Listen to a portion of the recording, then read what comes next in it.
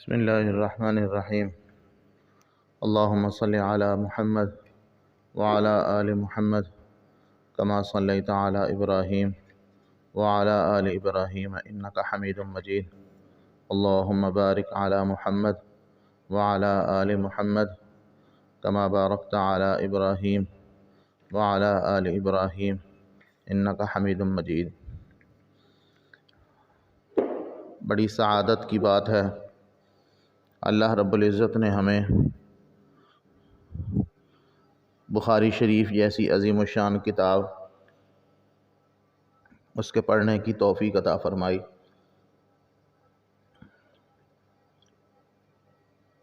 اللہ پاک ہم سب کو ساری زندگی دین کی خدمت کے لیے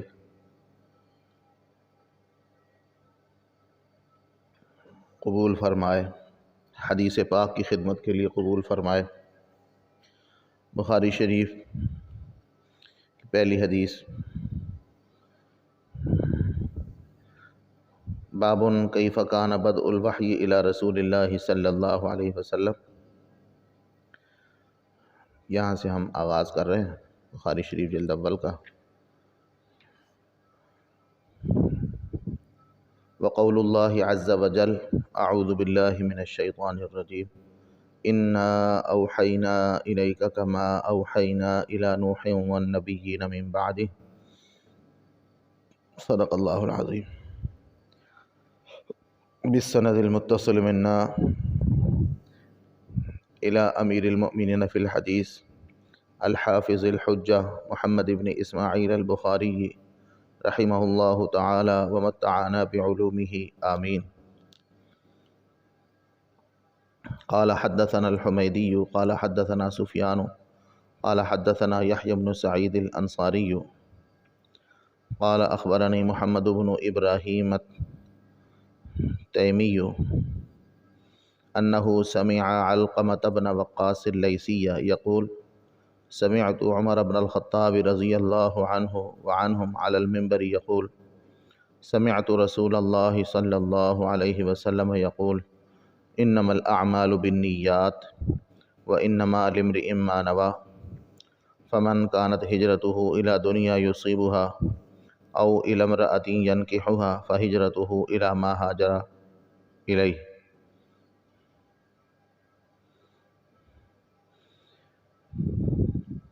یہ بخاری شریف کی پہلی حدیث ہے۔ سیدنا عمر بن خطاب رضی اللہ تعالیٰ عنہ فرماتے ہیں، میں نے نبی پاک صلی اللہ علیہ وسلم کو فرماتے ہوئے سنا۔ حضرت عمر رضی اللہ عنہ منبر نبوی پر بیٹھ کر یہ حدیث ارشاد فرما رہے ہیں کہ میں نے رسول اللہ صلی اللہ علیہ وسلم کو فرماتے ہوئے سنا، اعمال کا دار و مدار نیتوں پر ہے۔ جتنے بھی اعمال ہیں وہ نیت سے ٹھیک ہوتے ہیں، اور ہر آدمی کو وہی ملے گا جو وہ نیت کرے گا۔ پھر جس نے دنیا کمانے یا عورت سے شادی کرنے کی نیت کے لیے ہجرت کی، اس کی ہجرت اسی کام کے لیے ہوگی۔ یہ حدیث پاک کا ترجمہ ہو گیا۔ اوپر عنوان جو انہوں نے قائم فرمایا ہے، کیف کان بدء الوحی الی رسول اللہ صلی اللہ علیہ وسلم، سرور کائنات صلی اللہ علیہ وسلم پر وحی کا آغاز کیسے ہوا، وحی کی ابتدا کیسے ہوئی۔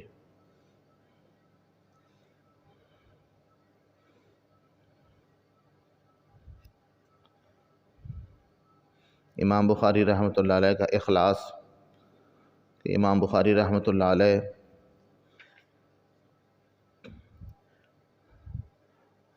ان سے 90,000 لوگوں نے بخاری شریف پڑھی ہے۔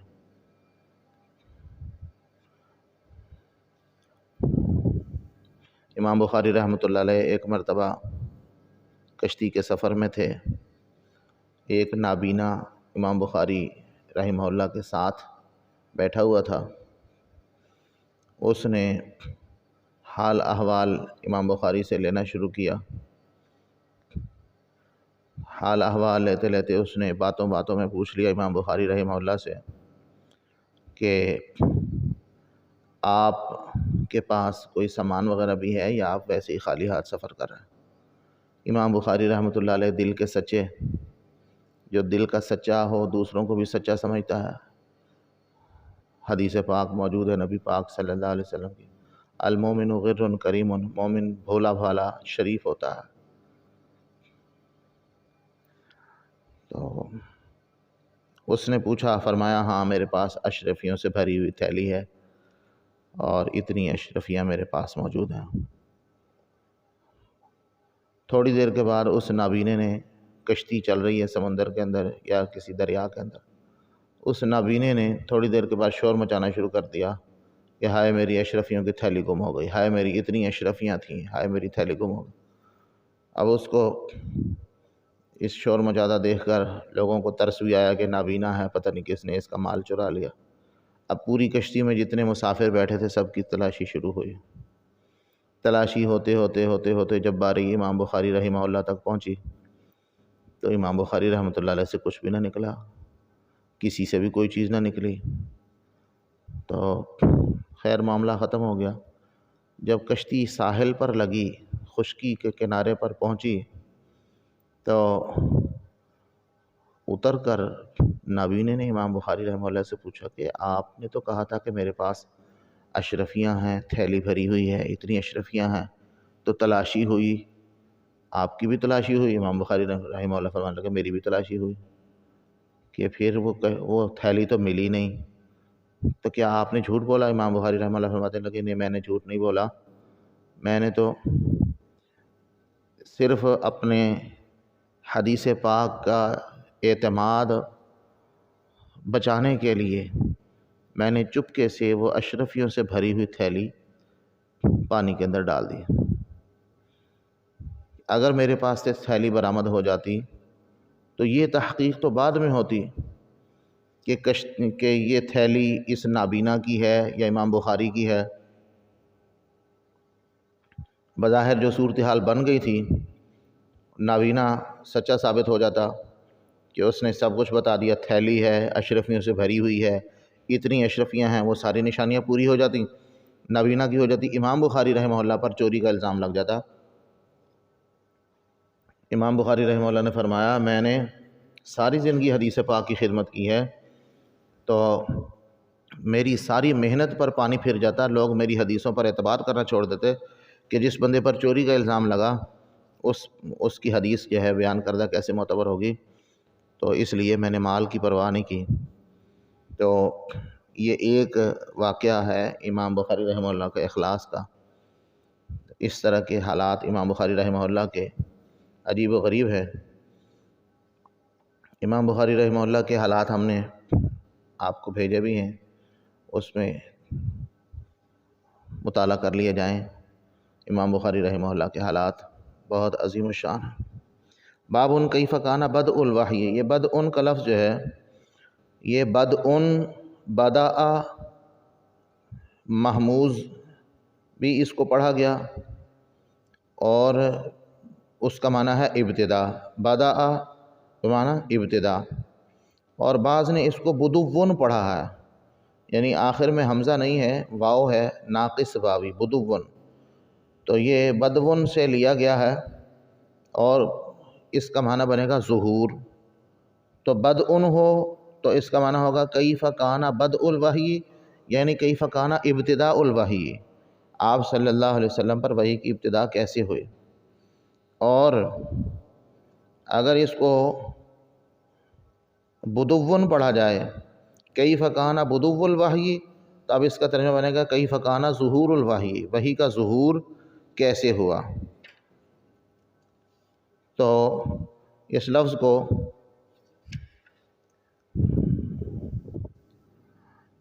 راجح یہی ہے کہ اس کو بدأ بالحمزہ اس کے ساتھ پڑھیں، بدء الوحی، کیونکہ امام بخاری رحمہ اللہ کی بخاری شریف کے دوسرے نسخوں میں بھی یہی ملتا ہے اور روایات سے بھی یہی پتہ چلتا ہے، تو راجح جو ہے وہ بدء حمزہ کے ساتھ پڑھنا ہے۔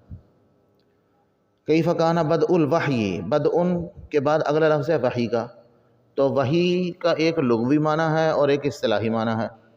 لغوی معنی وحی کا ہے خفیہ طور پر کسی کو اطلاع دینا، الاعلام فی خفاء، خفیہ طور پر کسی کو اطلاع دینا، اور وحی کا معنی اشارہ بھی آتا ہے، اور وحی کا معنی کل ما القیتہ الی غیرک، ہر وہ چیز جو تم کسی غیر کی طرف پیش کرو۔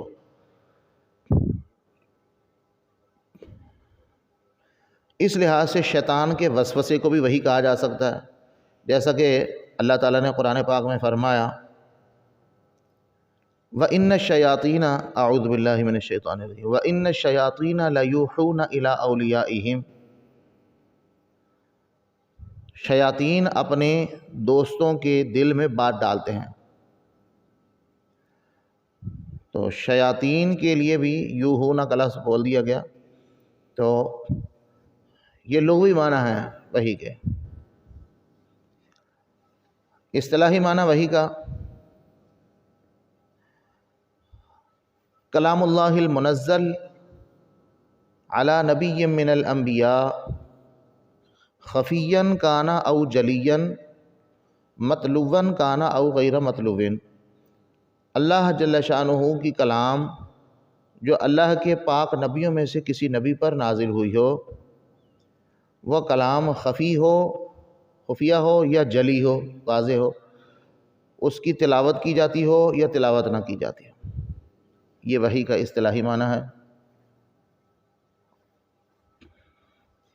وحی اصطلاحی کی چند اقسام ہیں۔ نمبر 1 وحی منامی، اللہ تعالیٰ خواب میں کوئی بات دکھلائے۔ وحی منامی حضرت عائشہ صدیقہ رضی اللہ عنہ سے روایت ہے کہ سب سے پہلے نبی پاک صلی اللہ علیہ وسلم کو سچے خواب آنے شروع ہوئے تھے۔ نمبر 2 مثل سلسلۃ الجرس، جیسے گھنٹی کی آواز ہو، ایسے وحی آئے جیسے گھنٹی کی آواز ہو، جیسا کہ یہ اسی پہلے باب میں غالباً دوسری حدیث میں یہ آ بھی رہا ہے، وہاں انشاءاللہ اس پر گفتگو کریں گے۔ نمبر 3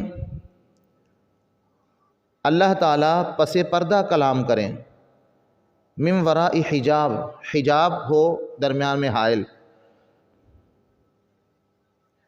تو اللہ کے نبی کو یہ بات معلوم ہو جاتی ہے کہ یہ خدا کی آواز ہے۔ جیسے لیلۃ المعراج میں نبی پاک صلی اللہ علیہ وسلم اللہ پاک سے ہم کلام ہوئے، تو اللہ پاک سے جو ہم کلامی ہے معراج والی رات میں، وہ من وراء حجاب ہے۔ جس وقت اللہ پاک کا دیدار کیا ہے، حجابات درمیان سے مرتفع ہو گئے، تو جب نبی پاک صلی اللہ علیہ وسلم نے اللہ کا دیدار کیا ہے، اس وقت صرف دیدار کیا ہے، اور جب حجابات درمیان میں دوبارہ حائل ہو گئے تو اس وقت کلام ہے۔ تو کلام جو ہے یا دیدار سے پہلے ہے یا دیدار کے بعد میں ہے، اور کلام جو ہے معراج والی رات وہ من وراء حجاب ہے، پردے کے پیچھے سے ہے، اور جب دیدار ہے تو اس وقت کلام نہیں ہے۔ نبی پاک صلی اللہ علیہ وسلم اللہ کے جمال بے مثال میں ایسے مستغرق ہو گئے کہ آپ صلی اللہ علیہ وسلم نے صرف دیدار ہی کیا، جیسا کہ سورۃ النجم میں ہے ما زاغ البصر وما طغى، یا جیسے موسیٰ علیہ السلام نے کوہ طور پر اللہ کی کلام سنی تھی، وہ من وراء حجاب ہے۔ اور چوتھی قسم جو ہے وحی کی القاء فی القلب، دل میں بات ڈال دینا، تو یہ دل میں بات جو ہے اگر نبی کے دل میں ڈالی جائے تو وحی ہے، اگر ولی کے دل میں ہو تو الہام ہے۔ پانچویں شکل یہ کہ جبریل علیہ السلام اپنی اصلی شکل میں نظر آئیں اور نبی علیہ السلام سے کلام کریں۔ چھٹی شکل وحی کی یہ ہے کہ فرشتہ انسانی شکل میں آئے، فرشتہ اپنی اصلی شکل میں نہیں، انسانی شکل میں آئے اور آ کر گفتگو کرے، جیسے جبریل علیہ السلام جو ہے حضرت دحیہ کلبی رضی اللہ عنہ کی شکل میں آتے تھے اور آپ سے ہم کلام ہوتے تھے۔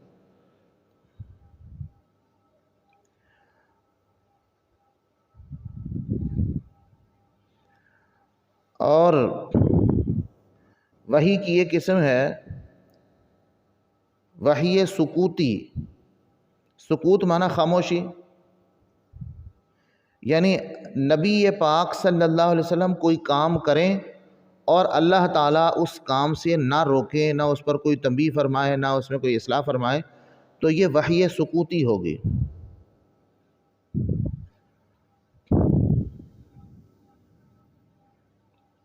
یہ وحی کی اقسام ہیں۔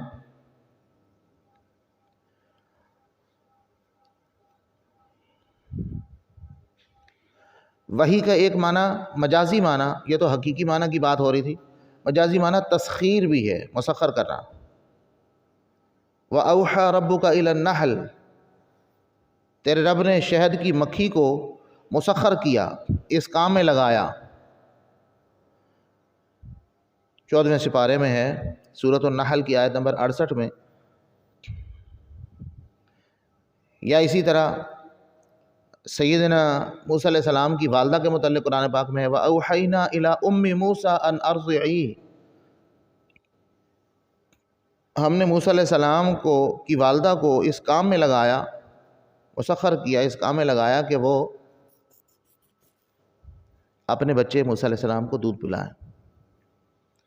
تو یہاں یہی معنی مراد ہے۔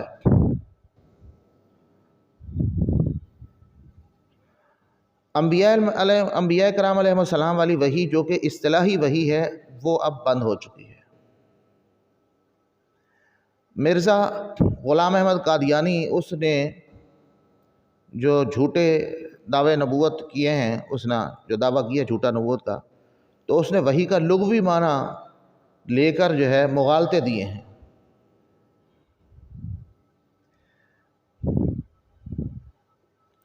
اللہ تعالیٰ اس فتنے سے سب کی حفاظت فرمائے۔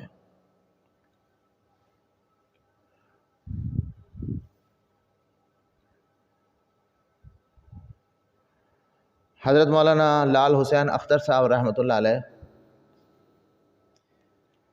سندھ میں قادیانیوں سے مناظرے کے لیے تشریف لے گئے۔ اب مولانا لال حسین اختر رحمہ اللہ نے مناظرے کا موضوع رکھا کہ مرزا غلام قادیانی کے صدق اور کذب پر بحث ہوگی کہ مرزا سچا تھا یا جھوٹا تھا۔ تو قادیانیوں کی دیدہ دلیری دیکھیں کہ قادیانی مناظر کہنے لگا نعوذ باللہ نقل کفر نباشت، کہنے لگا پھر محمد صلی اللہ علیہ وسلم کے صدق اور کذب پر بھی بحث ہوگی۔ اس پر ایک شخص حاجی مانک صاحب کو جوش آیا اور اس نے اس کہنے والے قادیانی کو قتل کر دیا، اور پھر اس قادیانی نے جس انگلی سے اشارہ کیا تھا وہ انگلی بھی کاٹ دی، اور جس زبان سے یہ الفاظ بولے تھے اس کی زبان بھی کاٹ دی۔ حکومت نے قتل کا مقدمہ چلایا۔ وکیل نے کہا کوئی گواہ تو ہے نہیں، ایک مرتبہ انکار کر دو تو پھانسی نہیں لگے گی۔ وہ حاجی مانک کہنے لگا کہ آقا سرکار صلی اللہ علیہ وسلم کی شفاعت حاصل کرنے کے لیے تو یہ سارا کام کیا، کیسے انکار کر دو؟ چنانچہ مولانا محمد علی جلندری رحمۃ اللہ علیہ جو عالمی مجلس ختم نبوت تحفظ ختم نبوت کے امیر تھے، انہوں نے مقدمہ کی پیروی کی اور موقف یہ اختیار کیا کہ نبی کا امتی نبی پر فریفتہ ہوتا ہے، فدا ہوتا ہے، عاشق ہوتا ہے، اگر کوئی نبی کی توہین کرے تو امتی ہرگز برداشت نہیں کر سکتا۔ تو نتیجہ یہ نکلا کہ اس کو صرف 4 سال کی قید ہوئی۔ تو وحی جو ہے اس کی حفاظت کا اللہ نے خود وعدہ کیا ہے۔ اللہ پاک نے ارشاد فرمایا اعوذ باللہ من الشیطان الرجیم انا نحن نزلنا الذکر وانا لہ لحافظون۔ تو وحی کی حفاظت کا اللہ نے خود وعدہ کیا۔ ایک قصہ ہے، قرآن پاک چھاپنے سے پہلے تصحیح کرانی چاہیے۔ مکتبے والوں نے ایک حافظ صاحب کے پاس لے گئے اور حافظ صاحب سے کہا کہ آپ قرآن پاک کی تلاوت کریں، ہم تصحیح کر لیں، زبر زیر پیش جو ہے ہم اس کو درست کر لیں۔ تو حافظ صاحب جو ہے اللہ نے ان کو ایسا حافظہ دیا تھا، انہوں نے کہا قرآن پاک کے الفاظ پڑھنے کی کیا ضرورت ہے، میں آپ کو زبر زیر پیش اور سکون بتاتا جاتا ہوں۔ جیسے الحمدللہ تو یہ بتاؤں گا، لفظ نہیں پڑھے، زبر سکون، زبر سکون پیش الحمد للہ، زیر شاد کے اوپر کھڑی زبر، اس طریقے سے انہوں نے کہا کہ میں آپ کو صرف حرکات سکنات سناتا جاتا ہوں، آپ اپنی زبر زیر پیش کی تصحیح کرتے جائیں، دیکھتے جائیں۔ اللہ کی شان، اللہ نے کیسے حفاظت قرآن کے لیے، کیسے کیسے قرآن کے حافظ پیدا کیے۔ ایسے بھی قرآن کے حافظ دنیا میں آئے جنہوں نے 3 دن میں قرآن پاک یاد کر لیا، اور ایسے بھی پیدا ہوئے کہ ماں کے پیٹ سے پیدا ہوئے تو قرآن کے حافظ تھے۔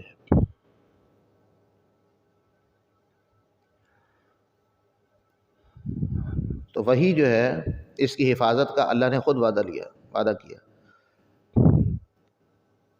وحی کی عظمت کا آپ اندازہ اس سے لگائیے، کسی چیز کی عظمت اس کی نسبت سے معلوم ہوتی ہے۔ وحی کی عظمت اس کے وسائط کے لحاظ سے ہوگی کہ واسطے کون ہیں وحی ہم تک پہنچنے کے لیے، تو بھیجنے والی ذات اللہ کی، اللہ عظیم الشان، لانے والے فرشتے جبریل علیہ السلام جو فرشتوں کے سردار ہیں، اور جن پر نازل ہوئی محمد صلی اللہ علیہ وسلم جو آپ جو ہے تمام مخلوق میں سب سے افضل ہیں، تو معلوم ہوا کہ وہی سب سے زیادہ عظمت والی چیز ہے۔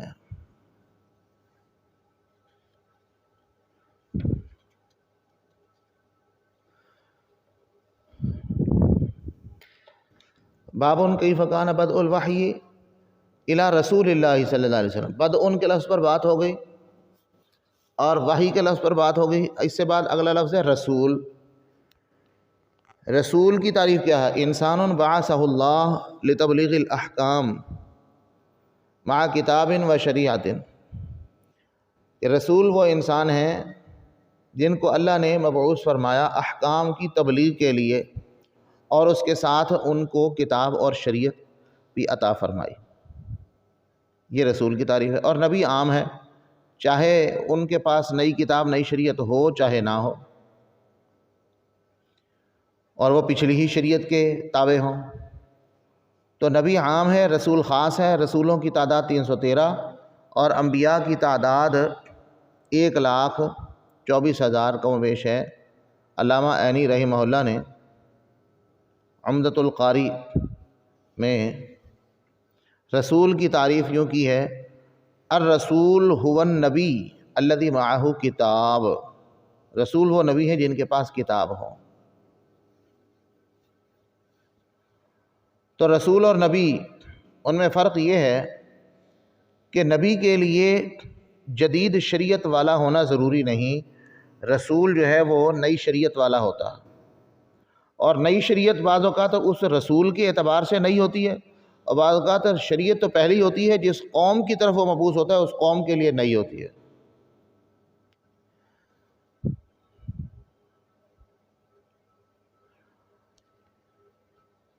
صلی اللہ علیہ وسلم۔ بابٌ کیف کان بدء الوحی الی رسول اللہ صلی اللہ علیہ وسلم۔ حضرات علماء کرام نے لکھا ہے کہ جہاں صحابی کا تذکرہ آئے وہاں رضی اللہ عنہ پڑھنا چاہیے، چاہے کتاب میں لکھا ہو یا نہ لکھا ہو۔ جہاں حضور پاک صلی اللہ علیہ وسلم کا نام مبارک آئے وہاں درود شریف پڑھنا چاہیے، کتاب میں لکھا ہو یا نہ لکھا ہو۔ درود شریف کا حکم علامہ کرخی رحمہ اللہ فرماتے ہیں کہ ساری زندگی میں ایک مرتبہ پڑھنا واجب ہے، اور باقی پھر دیگر مواقع پر مستحب ہے۔ ایک مرتبہ پڑھنا واجب ہے اور باقی مستحب۔ امام طحاوی رحمہ اللہ فرماتے ہیں جتنی بار حضور صلی اللہ علیہ وسلم کا نام مبارک آئے اتنی بار درود شریف پڑھنا واجب۔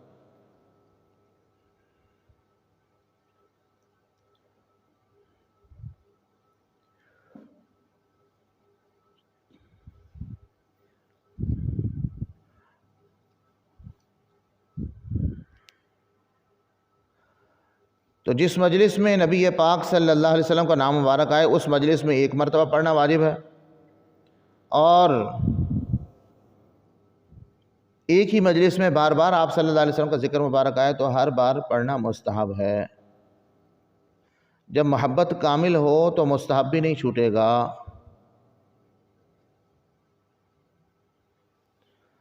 حضرات محدثین نے کبھی بھی درود شریف نہیں چھوڑا۔ نبی پاک صلی اللہ علیہ وسلم کا ارشاد مبارک ہے، جس شخص کے سامنے میرا نام آئے اور وہ درود نہ پڑھے تو اس کے لیے ہلاکت ہے۔ تو یہ بات یہاں تک ہو گئی۔ بابن کیف کان بدء الوحی الی رسول اللہ صلی اللہ علیہ وسلم وقول اللہ عز وجل۔ امام بخاری رحمہ اللہ کی یہ عادت مبارکہ ہے کہ وہ باب کا جو عنوان قائم کرتے ہیں، جس کو ترجمۃ الباب کہا جاتا ہے، اس میں کسی آیت مبارکہ کو یا صحابی کے قول کو یا کوئی نہ کوئی حدیث پاک کا جملہ اس کو تعلیقاً ذکر کرتے ہیں۔ تعلیق کا معنی بغیر سند کے، اس کو امام بخاری رحمہ اللہ ذکر کرتے ہیں۔ اب یہاں یہ بات سمجھنے کی ہے کہ باب کا عنوان جو ہے وہ دو جملے ہو گئے۔ پہلا کیف کان بدء الوحی الی رسول اللہ صلی اللہ علیہ وسلم، نبی پاک صلی اللہ علیہ وسلم پر وحی کی ابتدا کیسے تھی۔ دوسرا جملہ وقول اللہ عز وجل، اللہ عز و جل کا فرمان، انا اوحینا الیک، اے میرے حبیب پیغمبر صلی اللہ علیہ وسلم، ہم نے آپ کی طرف وحی بھیجی، کما اوحینا الی نوح، جیسا کہ ہم نے نوح علیہ السلام کی طرف وحی بھیجی۔ تو ان دونوں میں آپس میں مناسبت اور جوڑ کیا ہے؟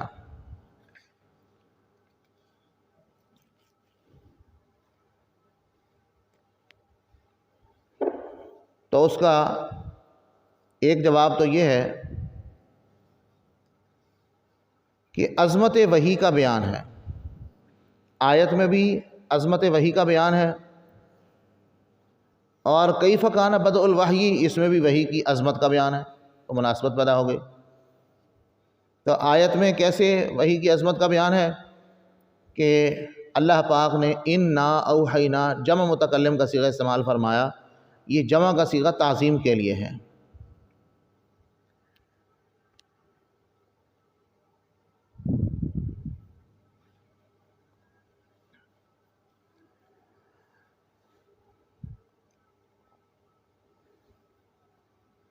دوسری بات جو ہے وہ یہ کہ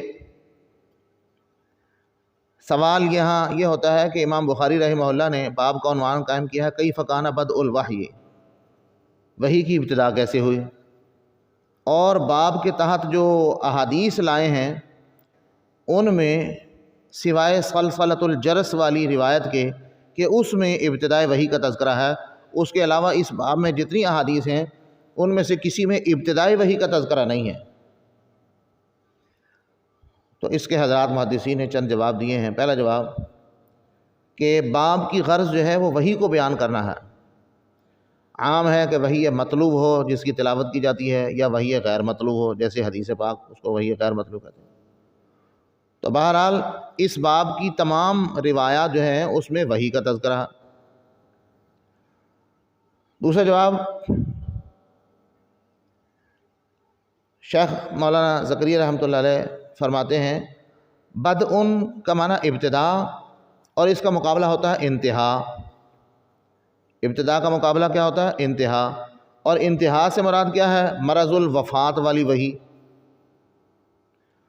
تو مرض الوفات میں جو وحی نازل ہوئی ہے وہ انتہا ہے، اور اس سے پہلے پہلے جتنی وحی ہے وہ سب جو ہے وہ انتہا سے پہلے ہے، وہ سب بدء الوحی میں داخل ہو گئی۔ اور ایک جواب حضرت شاہ ولی اللہ رحمۃ اللہ علیہ نے دیا ہے، فرماتے ہیں کہ مقصد جو ہے وحی کے وسائل کو بیان کرنا ہے کہ وحی بھیجنے والا کون ہے، وحی لانے والا کون ہے، وحی آئی کس پر ہے۔ تو ان تین میں سے جس کا بھی ذکر ہو جائے ترجمۃ الباب کے ساتھ، باب کے عنوان کے ساتھ حدیث کی مناسبت ثابت ہو جائے گی۔ اور یہ جو باب کے تحت جتنی بھی احادیث آئی ہیں اس پہلے باب کے تحت، ان میں سے کسی نہ کسی کا تذکرہ موجود ہے کہ وحی بھیجنے والا کون ہے، لانے والا کون ہے، اور کس پر آئی۔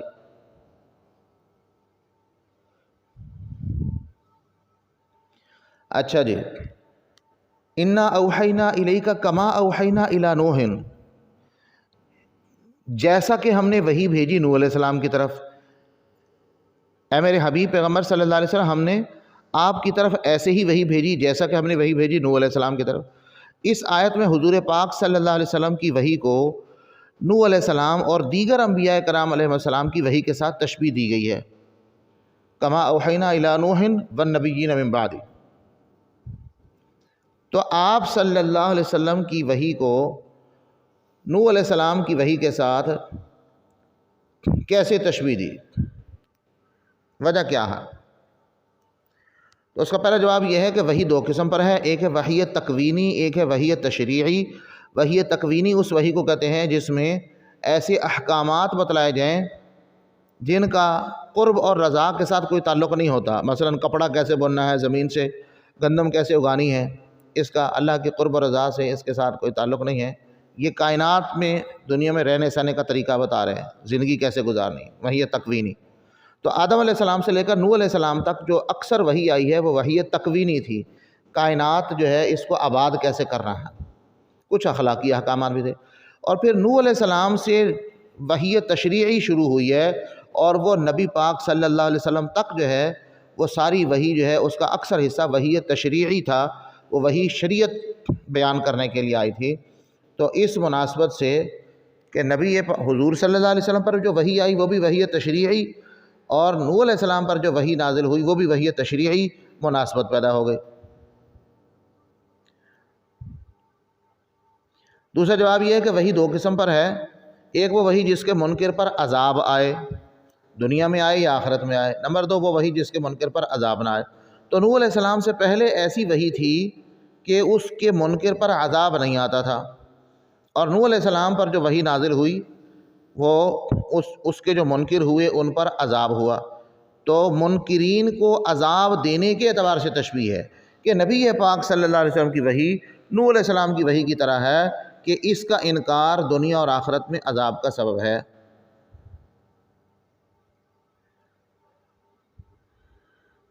اور ایک جواب یہ بھی دیا گیا کہ نوح علیہ السلام سے پہلے جو انسانیت چلی آ رہی تھی وہ عذاب آیا، طوفان نوح آیا تو سب ختم ہو گئی، اور نوح علیہ السلام سے پھر نئے سرے سے سلسلہ انسانیت شروع ہوا۔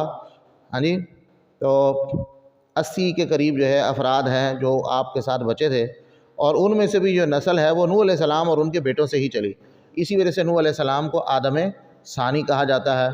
تو وہاں بھی گویا وہی جو ہے نوح علیہ السلام سے جب کائنات کی گویا دوبارہ ابتدا ہو رہی ہے تو گویا وہی کی بھی ابتدا ہو رہی ہے، تو ابتدائے وحی کے ساتھ مناسبت ہو گئی۔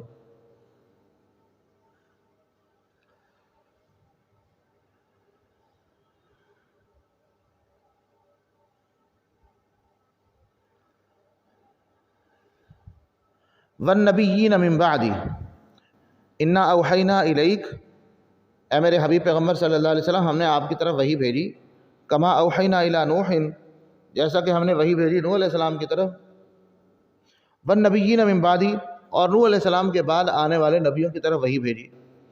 تو وَالنَّبِيِّينَ مِن بَعْدِ کے الفاظ سے اشارہ ہوتا ہے کہ آپ صلی اللہ علیہ وسلم کی وحی اتنی عظمت والی ہے کہ تمام انبیاء کی وحی کے لیے جامع ہے کہ اے میرے حبیب پیغمبر صلی اللہ علیہ وسلم اوحینا الیک، ہم نے آپ کی طرف ایسے وحی بھیجی جیسے ہم نے نوح علیہ السلام اور ان کے بعد جتنے سارے نبی ہیں سب کی طرف وحی بھیجی۔ تو یہ آپ صلی اللہ علیہ وسلم کی وحی کی جامعیت کی طرف اشارہ ہے کہ جیسے ہم نے باقی تمام نبیوں کی طرف وحی بھیجی ایسے ہم نے آپ اکیلے کی طرف وحی بھیجی۔ تو یوں ہی آپ سمجھ لیجئے جیسے شاعر نے کہا، حسن یوسف دم عیسیٰ ید بیضا داری، آنچ خوباں ہمہ دارن تو تنہا داری، کہ میرے حبیب پیغمبر صلی اللہ علیہ وسلم، شاعر جو ہے حضور کا حسن و جمال بیان کرتا ہے کہ آپ کو یوسف علیہ السلام کا حسن ملا، عیسیٰ علیہ السلام کا دم کی تاثیر ملی، دم کرتے تھے مریض شفا یاب ہو جاتے تھے، موسیٰ علیہ السلام کو ید بیضا ملا، آپ صلی اللہ علیہ وسلم کے دست مبارک سے بھی بہت سے معجزات اللہ پاک نے دکھلائے۔ آنچ خوباں ہمہ دارن، سب کی خوبیاں آپ اکیلے رکھتے ہیں۔ تو جیسے شاعر نے ظاہری صفات میں آپ صلی اللہ علیہ وسلم کو جامع قرار دیا، ایسے ہی آپ کی وحی بھی تمام خصوصیات کو شامل اور جامع ہے۔ اس سے یہ بھی معلوم ہو گیا کہ تمام انبیاء کرام علیہ السلام کی طرف جتنی بھی قسم کی انواع کی وحی آئی ہے وہ سب حضور صلی اللہ علیہ وسلم کی طرف نازل کی گئی۔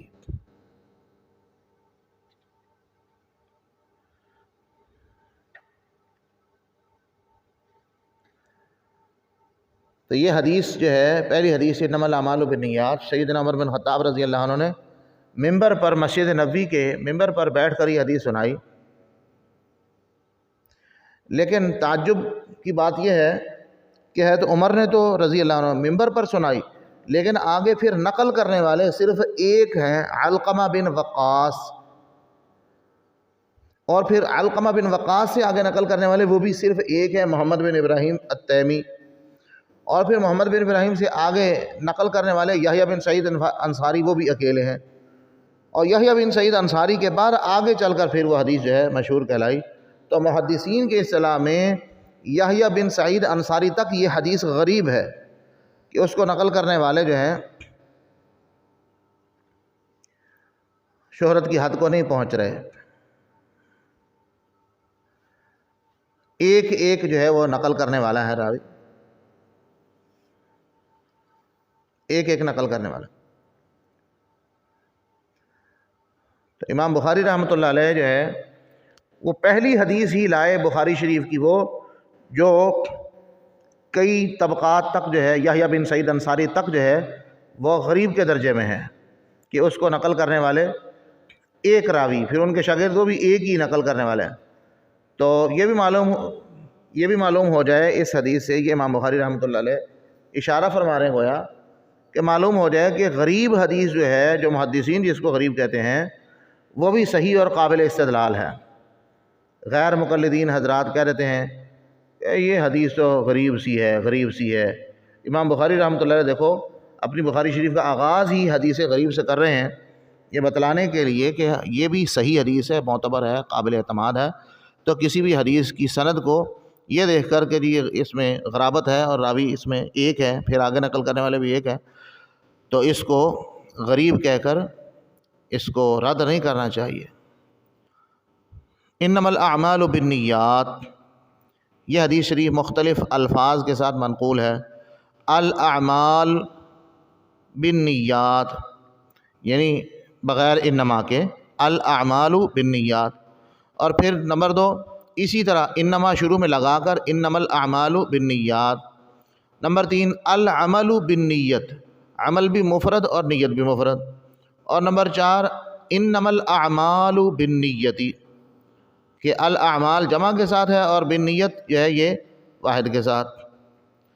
اور 5ویں طریقے سے انما کو ہٹا کر اکیلا الاعمال بالنیتی، تو انما کلمہ حصر ہے۔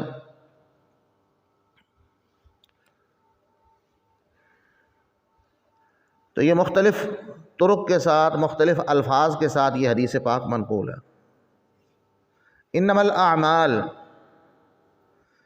دیکھیے نبی پاک صلی اللہ علیہ وسلم نے اعمال فرمایا، اعمال عمل کی جمع ہے اور اس کے مقابلے میں فعل ہے، تو افعال نہیں فرمایا، اعمال فرمایا، کیونکہ یہاں عمل کا لفظ ہی مناسب ہے، اس لیے کہ عمل اور فعل میں فرق ہے۔